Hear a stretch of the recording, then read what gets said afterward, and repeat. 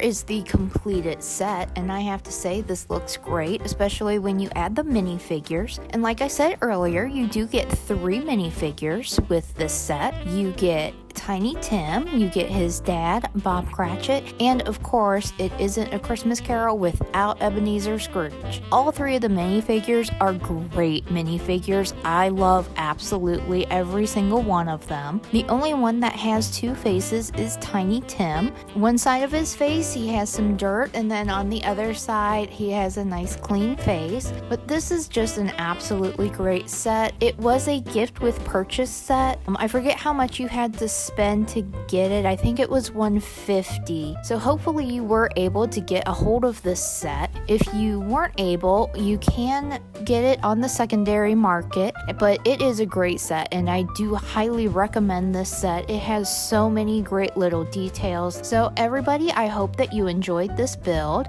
Let me know in the comments below what you think of this set. I hope that everyone has a Merry Christmas tomorrow. If you like this video, make sure that you click the like button below, and if you haven't already, please consider subscribing to my channel and make sure that you click that notification bell so that you'll get notified of when I post new videos. And I will see you guys all later. Bye guys!